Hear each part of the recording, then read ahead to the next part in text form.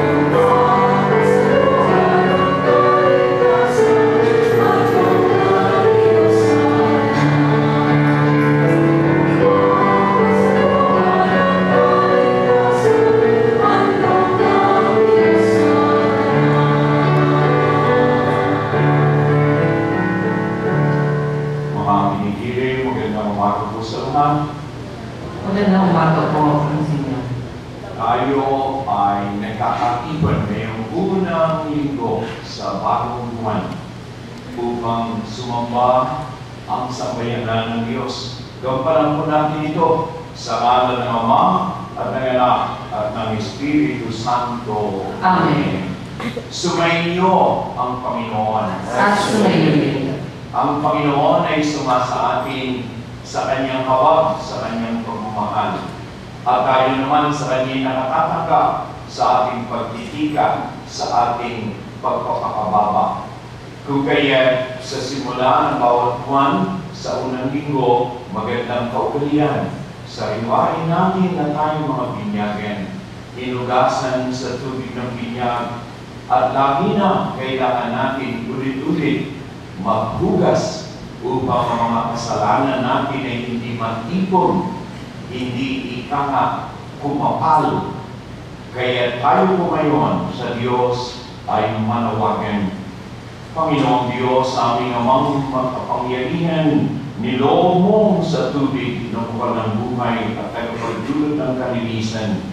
Ang kalooban namin maggamit ng kadalisayan at ang iyong buhay nilibigay sa mga hinihirang ay kamtan.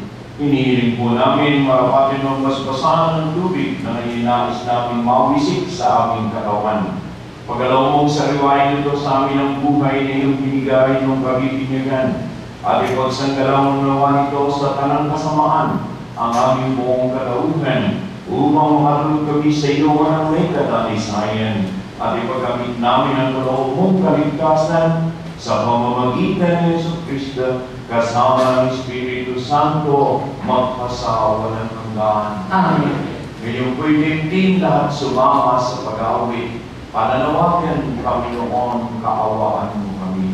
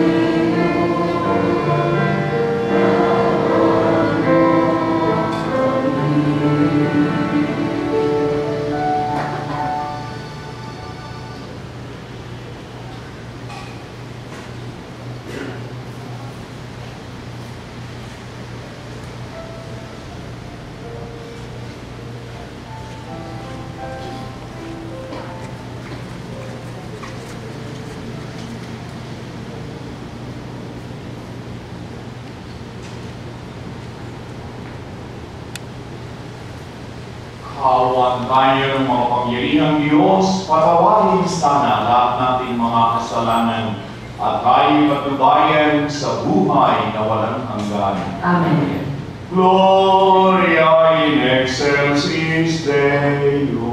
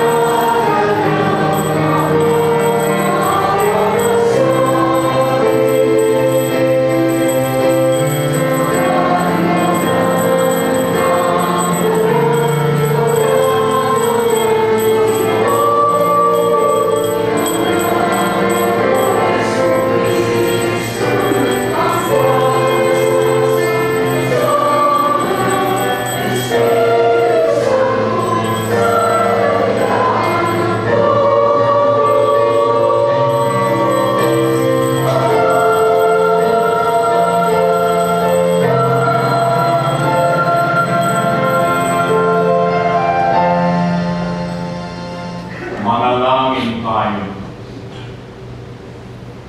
Ama naming makapangyarihan, lagi mo pong linawin at patnubayan kaming mga kabilang sa iyong angkan. Sa tanging pag-asa namin ikaw ang nagbibigay, kami pitang-tilikin mo, laging subaybayan. Sa pamamagitan ni Jesu Cristo, kasama ng Espiritu Santo, Diyos, magpasawalang hanggan. Amen. Magsiupo po tayo.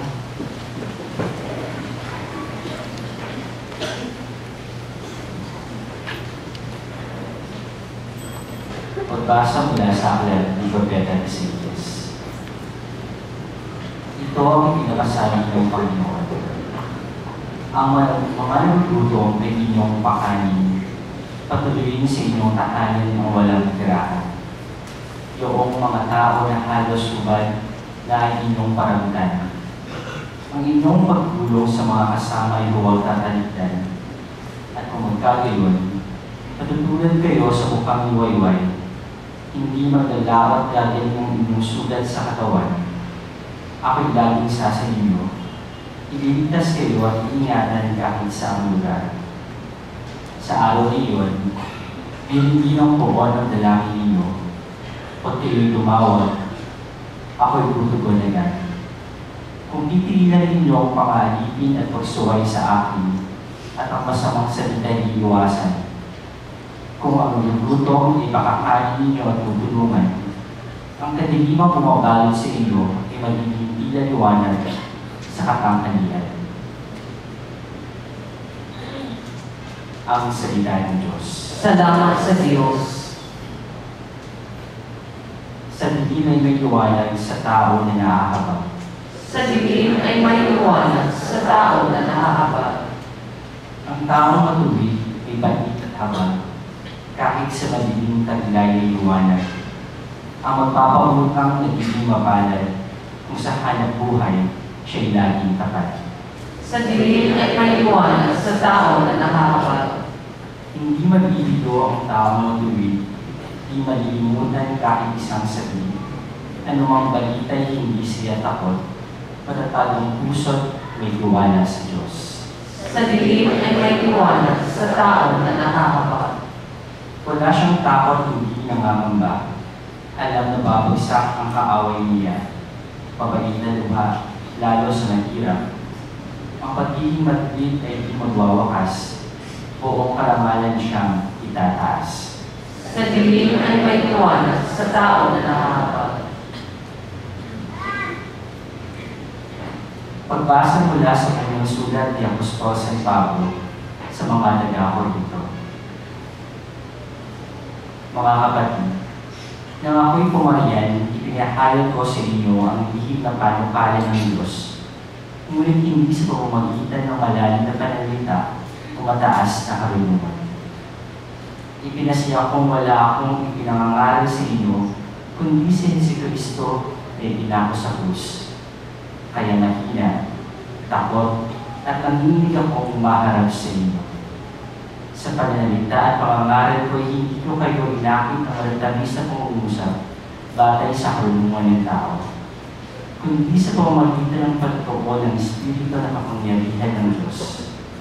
Kaya hindi na sa karunungan ng tao, kundi sa kapangyarihan ng Diyos na nababatay ang inyong pananalig kay Kristo. Ang salita ng Diyos. Salamat sa Diyos. Magsitayo po tayo.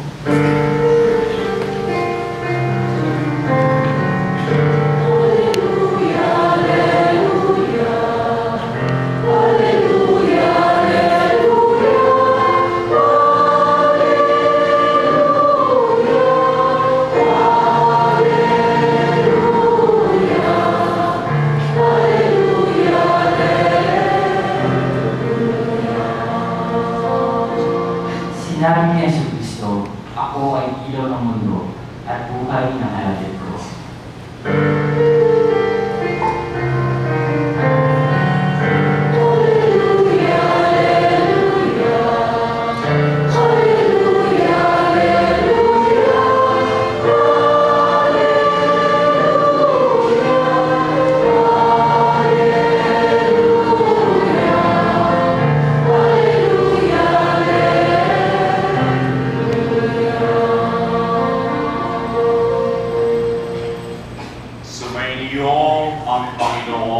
At sumayin. Pagbasa sa Banal na Ebanghelyo ayon kay San Mateo. Papuri sa iyo, Panginoon.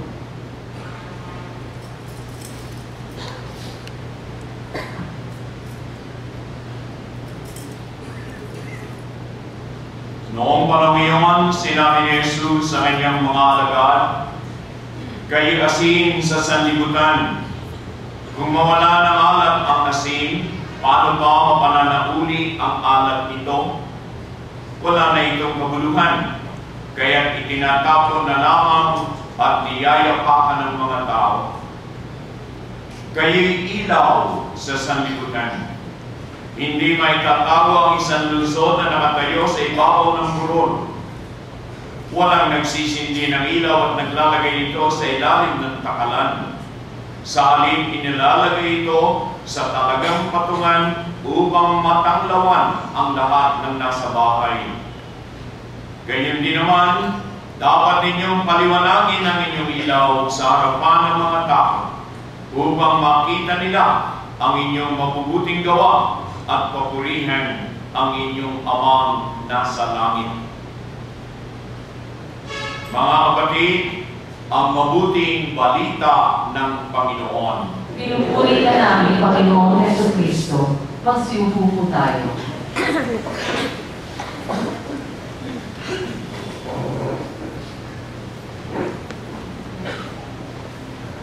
Narinig natin sinabi ng Panginoon ngayong ikalimang linggo sa karaniwang panahon na tayong kanyang mga alagad ay dapat maging asin sa sangkalupaan, ilaw sa sangdaigdigan.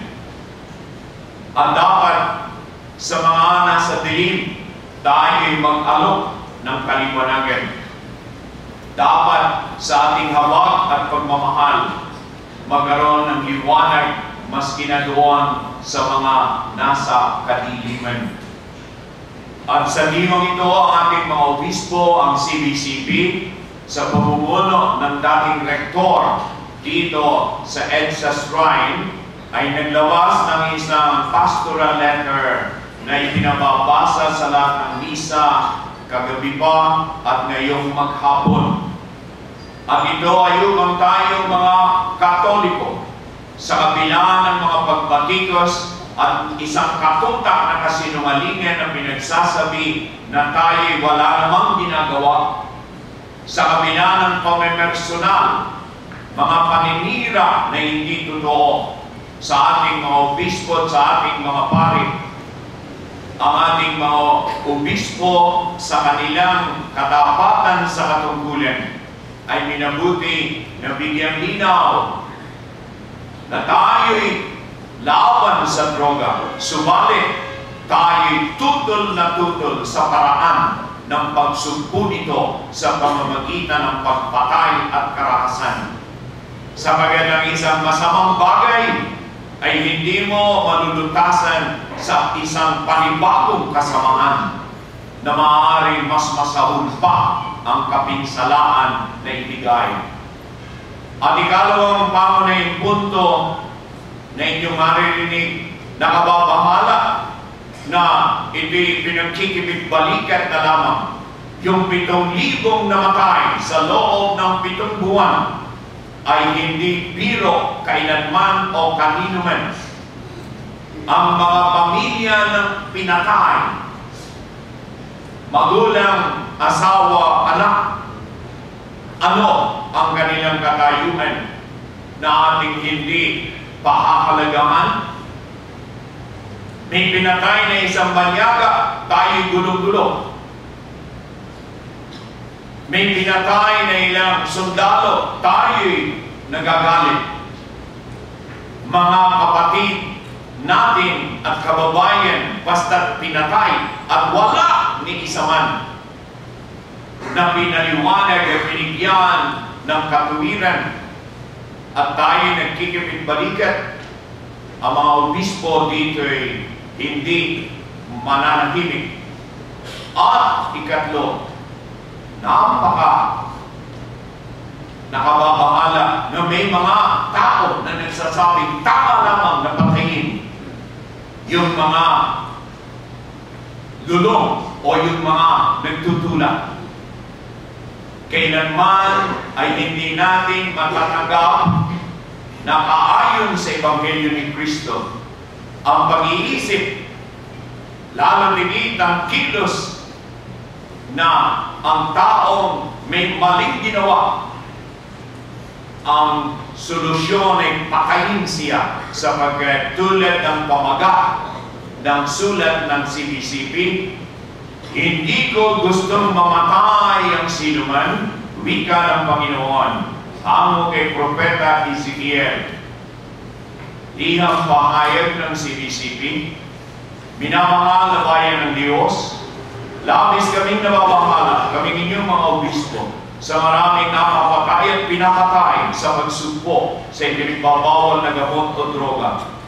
Totoo malaking problema ang droga. Dapat itong sugpuin at pagtagumpayan, pero ang lunas ay wala sa pagpatay sa mga pinaghihinalaang gumagamit o nagtutulak. Hindi lang kami nababahala sa mga pinatay. Nakakabahala ang kalagayan ng mga pamilya ng mga pinatay. Mas lalong pinahirapan ang buhay nila. Nakababahala rin ang takot na naghahari sa maraming lugar na may hirap. Maraming nasasabi na hindi man lamang na hindi droga ang dahilan. Hindi na napananagot ang mga pumapaslang. Mas lalong nakakabahala ang pagiging manhid ng marami sa ganitong katiwalian. Itinuturing na lang na ito ay normal. At ang masama pa ay iniisip ng marami na nararapat lang daw itong gawin.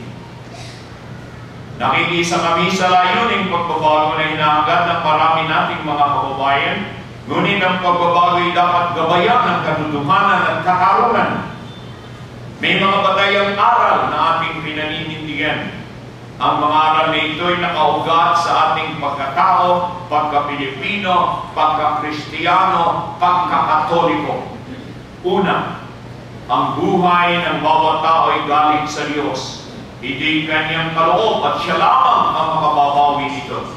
Kahit ang pamahalaan ay walang karapatan na pumitil ng buhay sapagkat siya'y katiwala lamang ng buhay, hindi ang may-ari nito. Ikalawa, hindi nawawala sa bawat tao o pagkakataon at ang karapatan na magbago. Ito ay dahil maawi ng Diyos, katulad ng paulit-ulit na itinuturo ng ating Santo Papa Francisco. Katatapos lamang natin pagdiwang taon ang Jubileo ng Awa at ang World Apostolic Congress on Mercy. Ang may nagpalalim sa ating kamalayan ng Panginoong Jesucristo'y nag-alay ng sariling buhay para sa mga makasalanan upang sila'y tubusin at bigyan ang kinabukasan pagkakataon na magbago. Ikatlo, ang pagsira sa sariling buhay ng iba ay isang malaking kasalanan at nagdudulot ng kasamaan sa lipunan. Ang paggamit ng droga ay tanda ng pagsusuwalang halaga sa sariling buhay at nagbibigay ng panganib sa buhay ng iba. Dapat pagtulungan natin lahat na malutas ang problema sa droga at suportahan ang rehabilitasyon ng mga nalulong dito. Ikaapat, ang bawat isa ay may karapatang ituring na wala siyang sala hanggang mapatunayan na siya'y nagkasala. Ang lipunan ay may pumaraan at proseso upang mahuli, mapatunayan ang kasalanan at maparusahan ang gumagawa ng krimen. Ang proseso nito ay dapat sundin, lalo na ng mga alagad ng batas. Ito'y nasa konstitusyon natin. Ikalima, ang anumang pagkilos na nakasasama sa iba ay mabigat na kasalanan. Mabigat na kasalanan ang pagtutulak ng droga at mabigat ding kasalanan ang pagpapatay. Hindi maitutuwid ng isang masama sa paggawa ng isa pang kasamaan. Anumang mabuting layunin ay hindi nagbibigay ng dahilan na gumamit ng masamang paraan. Mabuti ang paglutas sa drug problem, ngunit ang pagpatay upang ito'y matabo ay masama kailanman. Sino man ang gumawa nito? Masama. Ika-anim, ang malalim na ugat ng problema ng droga ng kriminalidad ay ang kahirapan ng napakaraming tao, ang pagkasira ng pamilya at ang korupsyon sa lipunan. Ang nararapat na hakbang na dapat nating gawin ay sugpuin ang kahirapan, lalo na ang pagbibigay ng permanenteng trabaho at sapat na sahod sa mga manggagawa. Palakasin at itaguyod ang pagkakaisa at pagmamahalan ng magkano. Huwag payagan ng mga batas na lulusaw sa pagkakaisa ng pamilya. Dapat inunahin ang pagtatama at pagtatanggal sa mga tiwaling pulis at korupsyon sa mga hukuman. Ang napakabagal na pagsulong ng mga kaso sa hukuman ay isang malaking dahilan ng paglaganap ng kriminalidad at kawawang kalagayan ng mga nasa kulungan. Kadalasan ng mga mahirap ang nagdurusa sa ganitong sistema. Nananawagan kami sa mga nahalal na mga politiko na paglingkuran ang pangkalatang kabutihan ng bayan at hindi ang sariling interes. Ikapito, ang pagsang-ayon at pagsasawalang kibo sa kasamaan ay pakikiisa dito. Kapag pinabayaan natin ang mga nalulong sa droga at nagtutulak nito, tayo ay bahagi na ng drug problem. Kapag sinangayunan o pinabayaan natin ang patuloy na pagpapatay sa mga itinuturing na nalulong sa droga at mga nagtutulak nito, kasama tayong mananagot sa pagpatay sa kanila. Tayo sa simbahan ay magpapatuloy na magsalita laban sa kasamaan habang kinikilala at pinagsisisihan din natin ang ating mga pagkukulang. Maski na tayo siraan, maski na tayo usigin, hindi tayo titigil na panindigan ang Ebanghelyo ni Kristo. katangahan na akalain na tayo masisinda.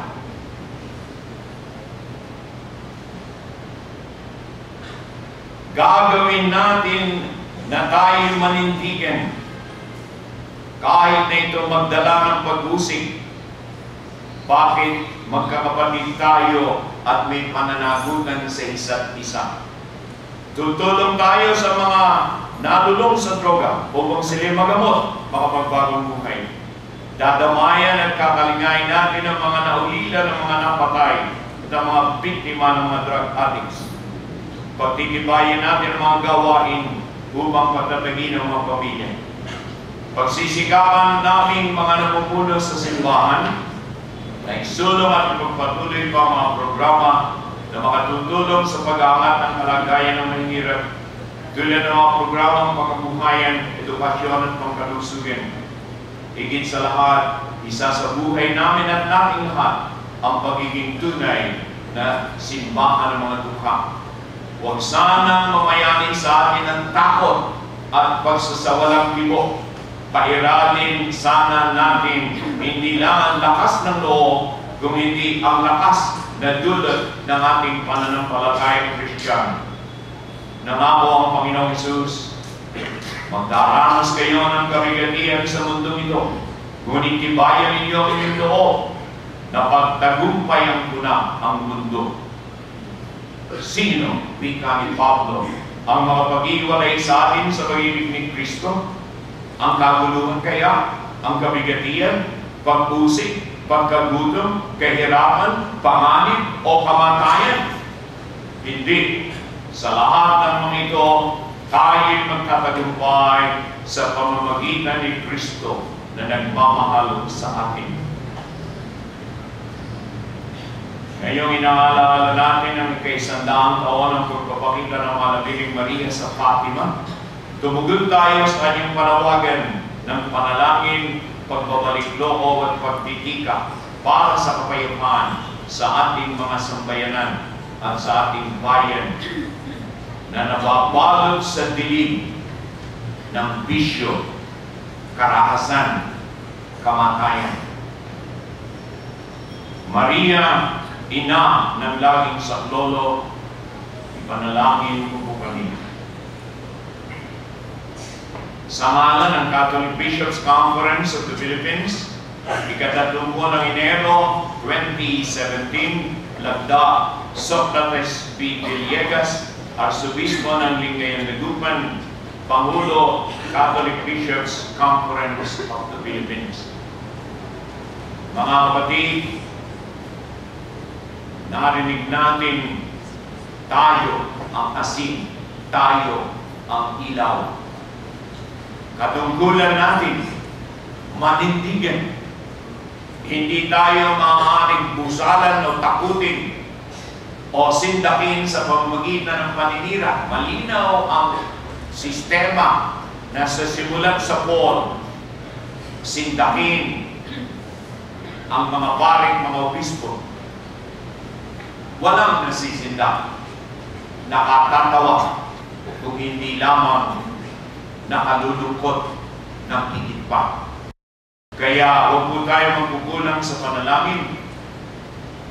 Pagdasal natin na sana'y liwanag at hindi dilim, katarungan at hindi karahasan, kaduduhanan at hindi kasinungalingan, pagmamahal at hindi kasamahan ang mamayani sa ating mahal na bayan. Amen.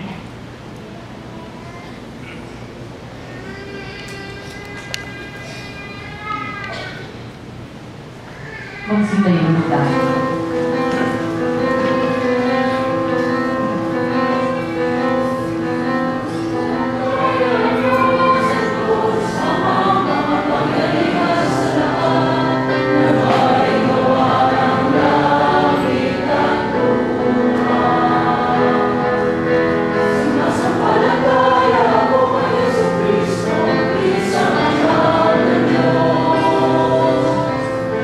Amen.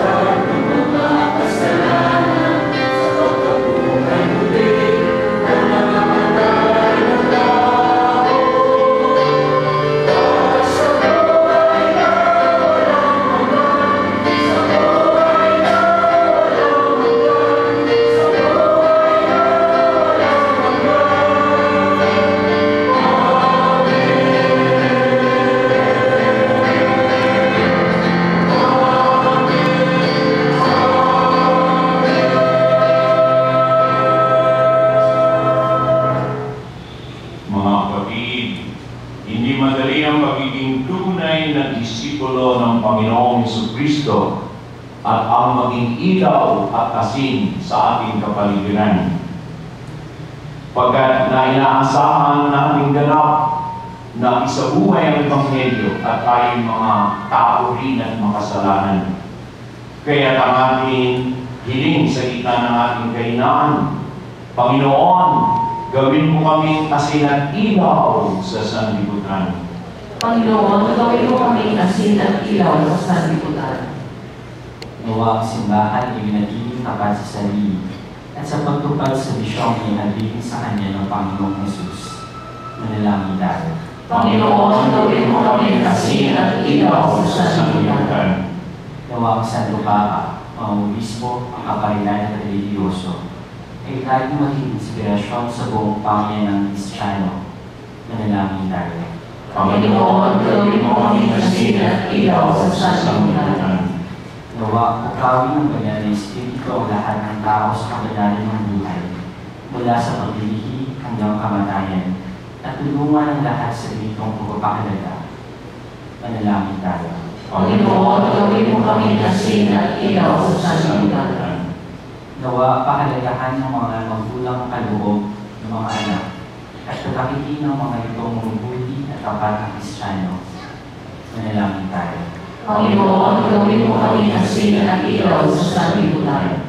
Nawa mapag-isip ng mga natutusong papaglaglag ng kanilang anak ang kabigatan ng ganitong kasalanan, at sa halip ay maging bukas na wasin ang ipaampon na lang kanilang mga anak. Manalangin tayo. Panginoon, gawin mo kami asin at ilaw sa sanlibutan. Tahimik natin ipanalangin ang ating mga sariling kaibigan.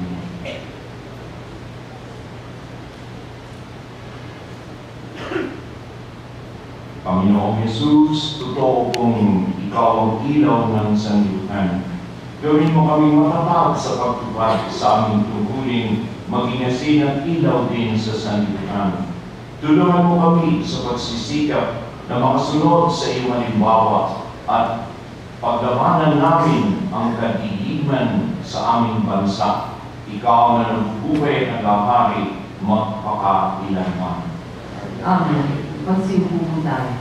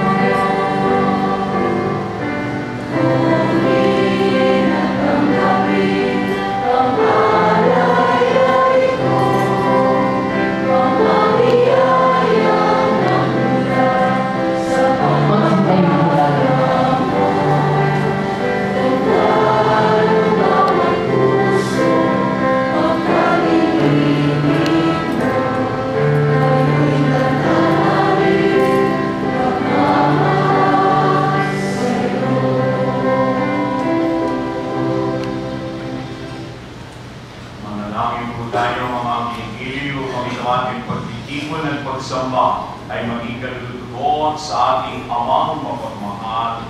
Tanggapin nawa ng Panginoon kung paghahayag sa iyong mga kamay, sa kapulian ng karangalan sa ating kamakilabangan at sa buong sambayanan niyang banal. Ama, ang pagkain inuming narito yung ginawa upang mapalakas kaming mga makikina. Ipagalaw mo kung ito'y aming mapagsalunan bilang pakikinabang sa buhay mo upang magpakailanman.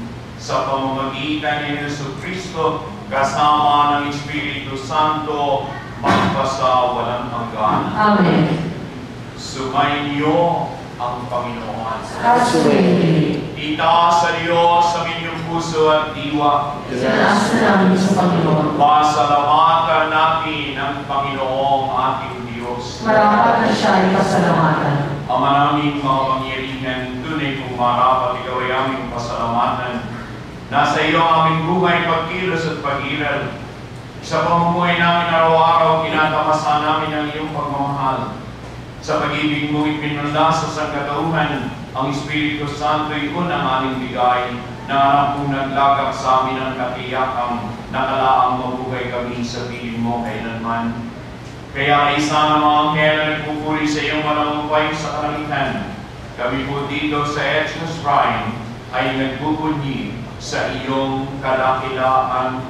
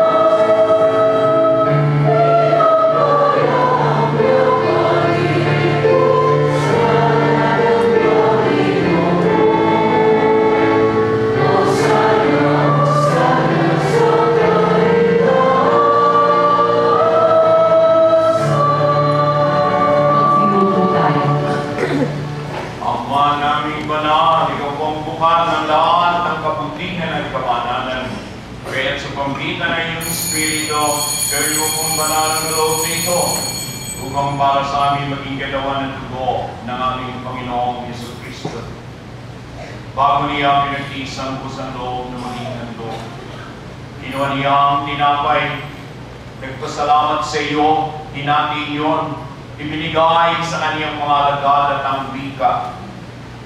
Tanggapin ninyong lahat ito at kanin. Ito ang aking katawan na ihahandog para sa inyo.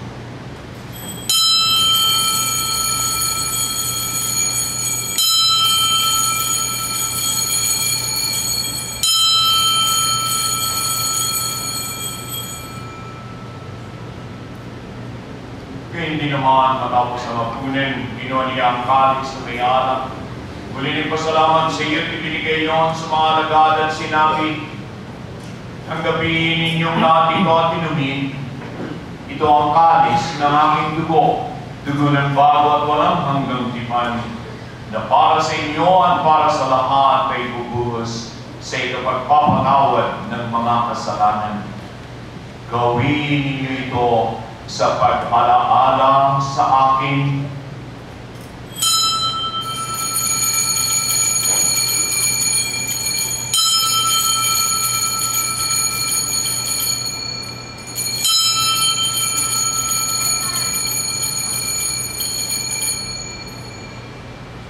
Pagdaran natin ang pananampalataya.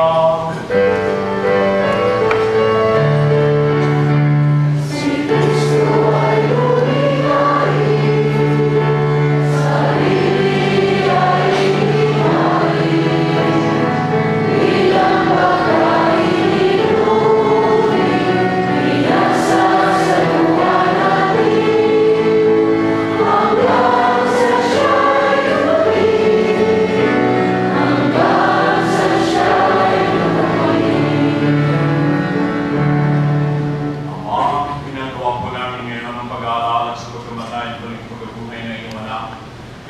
Ialay namin sa iyong tinapay na ibigay buhay at ang galing sa nagkakaloob ng kaligtasan. Kami pinipapasalamat dahil kami yung minarapat na magtipon ngayong umaga, mag-alay, sumamba sa iyong harap. Sinasamo po namin na kami tatanggap sa katawan dugo ni Kristo'y pagpalain lahat ng Espiritu Santo. Ama, lingapin mo po ang iyong Santa Iglesia na naganap sa buong daigdig. Puspusin mo kami lahat sa pag-ibig, pananampalataya, paninindigan sa katotohanan. Kaisa ni Francisco naming Papa at ni Luis Antonio naming Obispo at ng Tanang Kaparian. Alalahanin mo rin po ang mga kapatid namin lain-lain na may pag-asa ng sariling pagbubuhay, hindi ng lahat ng mga pumanaw. Kaawaan mo sila patuloyin sa iyong kaliwanagan. Kaawaan mo't paginapatin kami lahat na makasalo sa iyong buhay na walang wakas. Kaisa ng mga Birheng Maria, Ina ng Diyos, kaisa ni San Jose na kanyang kawiyak, kaisa ng mga apostol at lahat ng mga banal, may pagdiwang nawa namin lagi ang pagpupuri sa ikararangal mo sa pamamagitan ng iyong anak na aming Panginoong Jesucristo. Sa pamamagitan ni Kristo, kasama niya at sa Kanya, o Diyos Amang kapangyarihan, ikaw ay pinagburit, pinagdaraan, kaisa ng Espiritu Santo, magpasawalang hanggan.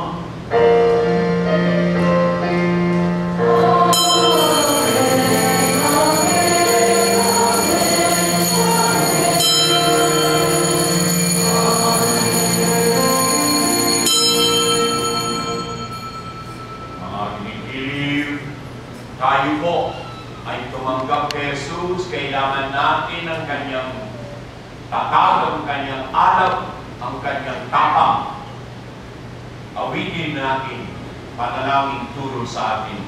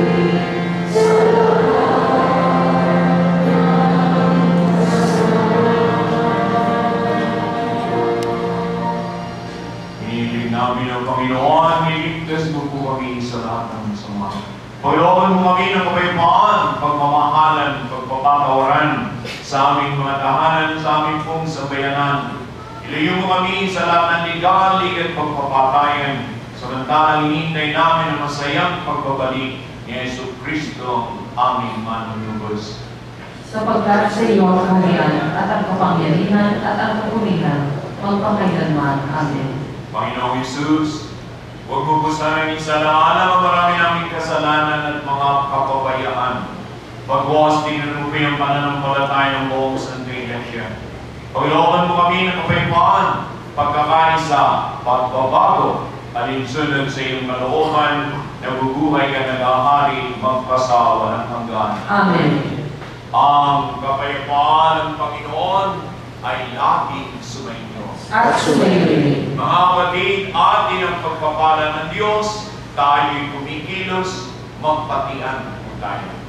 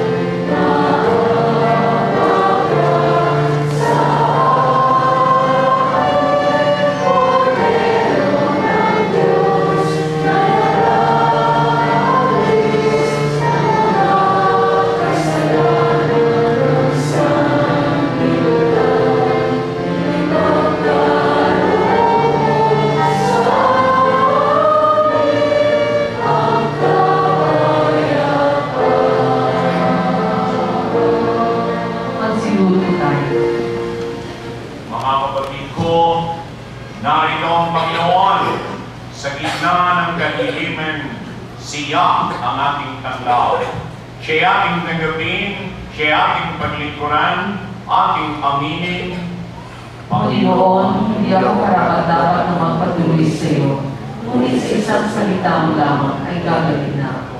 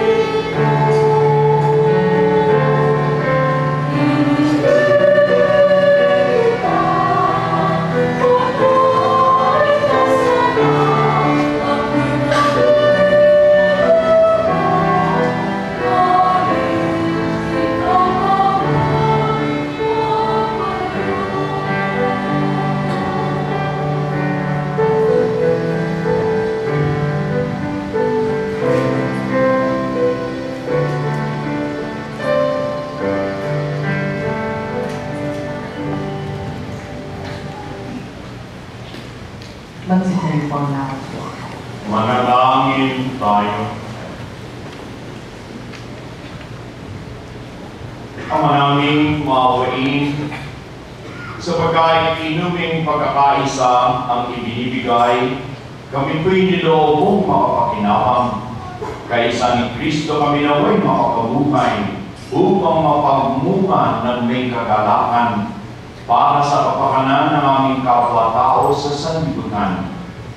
Sa pamamagitan niya, kasama ng Espiritu Santo, Diyos magpasawalang hanggan. Amen. Pagsilod po tayo at ating dasalin ang panalangin para sa kapayapaan. Panginoon, sa panahon ng pangangailangan, ay humihingi kami ng tulong, bunga ng aming pagkamulat sa nagbabagtang pagkawasak ng kapaligiran ipinagkaloob ninyo sa amin. Bunga ng malawakang paglalaban ng ideolohiya sa iba't ibang panig ng mundo. Pagkalooban ninyo kami ng sapat na lakas upang may palaganap ang kabutihan, katarungan, pagmamahalan at kapayapaan. Sa gitna ng labanan, ituro ninyo sa amin ang pagtutulungan, sa kasaganaan ang pagbibigayan, sa karanitaan, magkaroon po sana ng maayos na pamumuhay. Kung mangingibabaw ang pagkamakasarili, ituro ninyo sa amin ang kababaang loob. Sa kawalan ng katarungan, matutunan sana namin ang pagsisisi at pagbabalik loob sa Diyos. Kung may di pagkakaunawaan, magkaroon po sana ng pagkakasundo at pagkakaisa. Sa kawalan ng pag-asa, maihatid po sana namin ang mabuting balita. Tulungan mo kami kumalinga sa halip na kalingain, maglingkod sa halip na paglingkuran. Huwag po sana kami maghangar ng karangyaan, at tuloy ninyo kami ng inyong pag-ibig at kaluwalhatian. Kaya tulunan ninyo kami maging katulad ninyo, sapagkat sa ganitong paraan lamang namin matatagpuan ang tunay na kahulugan ng buhay na makapagbibigay sa amin ng bagong pag-asa. Amen. O Maria, Reyna ng Kapayapaan, ipanalangin mo kami. Magsitayo po tayo. Sumayin niyo ang Panginoon. Amen. Pagpalain kayo at ang inyong mga pamilya ng ating maawaing Diyos, ng Ama at ng Anak at ng Espiritu Santo. Amen. Mga kapatid, tayo lahat ay mahal pinagpala ng Diyos. Humayo, panindigan natin ang Ebanghelyo. Salamat sa Diyos.